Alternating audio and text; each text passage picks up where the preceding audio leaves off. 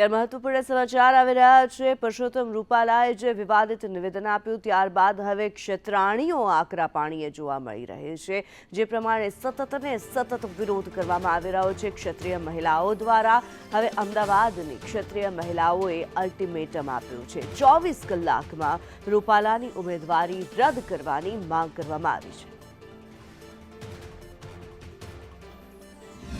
પરસોત્તમ રૂપાલાની સામેનો વિવાદ યથાવત છે। ક્ષત્રિય સમાજમાં રોષ પણ યથાવત જોવા મળી રહ્યો છે। એક તરફ આગામી દિવસમાં મહાસંમેલન પણ ક્ષત્રિય સમાજ દ્વારા થઈ શકે તેવી પણ સંભાવનાઓ છે। અનેક બેઠકોનો દોર શરૂ કરવામાં આવ્યો છે, ત્યારે તમામ ક્ષત્રિયાણીઓ મેદાને હવે જોવા મળી રહી છે। ક્યાંક ઉપવાસના આંદોલનો કરવામાં આવે છે તો ક્યાંક હવનની જાહેરાતો કરવામાં આવે છે। ત્યારે નરોડામાં પણ રહેતી કે તમામ રાજપૂતની બહેનો છે, રાજપૂતી બહેનો છે, શું કહી રહી છે એમની સાથે જ વાત કરીએ। બેન, જે પ્રકારે રજૂઆતો કરવામાં આવી, હજી સુધી નિરાકરણ નથી આવ્યું અને પરસોત્તમ રૂપાલાની સામે એનો સમાજ પણ હવે પડખે આવ્યો છે, એટલે કે પાટીદાર વર્સિસ રાજપૂત સમાજ ક્યાંક થતું નજરે પડી રહ્યું છે।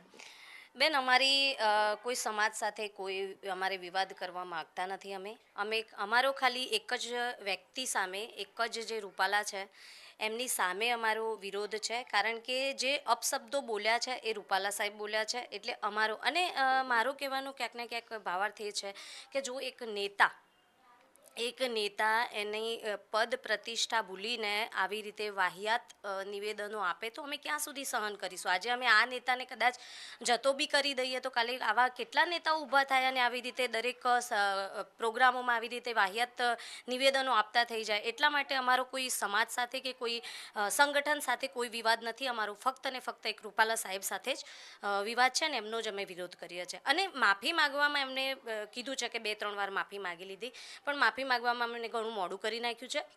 અને માફી બી જ્યારે એમને માગી છે તો માફી એવા શબ્દોમાં માગી છે કે હું મારા પાર્ટી તરફથી માફી માગું છું। એમનો કોઈ એવો વિચાર નથી કે દિલથી પોતાની માફી માગે। લડી લેવાના મૂડમાં છો, આંદોલન કેવી રીતે આગળ વધારશો?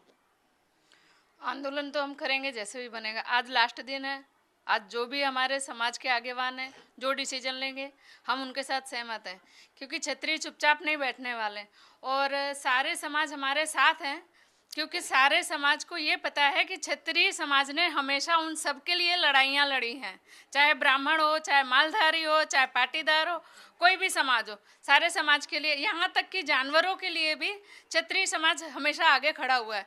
तो क्षत्रिय समाज चुपचाप तो नहीं बैठने वाला, क्योंकि उनकी बहन बेटियों के अस्तित्व पे वार हुआ है। વાદ વિવાદ વચ્ચે રાજકારણ પણ ગરમાઈ રહ્યું છે। રાજકારણથી કોઈ લેવા દેવા છે જ નહીં। જે મુદ્દો છે એ ફક્ત ને ફક્ત રૂપાલા સાહેબ સાથેનો જ અમારો આ મુદ્દો છે કે જે અમારી અસ્મિતાને ઠેસ પહોંચી છે એની માટે જ ફક્ત અમે લડી રહ્યા છીએ, એની માટે અમે ન્યાય માંગી રહ્યા છીએ। બાકી રાજકારણ સાથે અમારે કોઈ લેવા દેવા છે જ નહીં। વાદ વિવાદ સતત વધી રહ્યો છે, નિર્ણય હજી કોઈ લેવાયો નથી। આંદોલન રાજપૂત સમાજ કેવી રીતે આગળ વધાર્યું છે? અમારે કોઈ સમાજ સાથે લડાઈ નથી, દરેક સમાજ અમારી સાથે છે। અમારે બસ એક રૂપાલા સાહેબ સાથે જ વિવાદ છે, અમારે કોઈ પક્ષ નેતા કોઈ સાથે પક્ષ નથી। બસ રૂપાલા સાહેબની ટિકિટ રદ કરો, બસ એટલી જ માંગ છે અમારા ક્ષત્રિય સમાજની।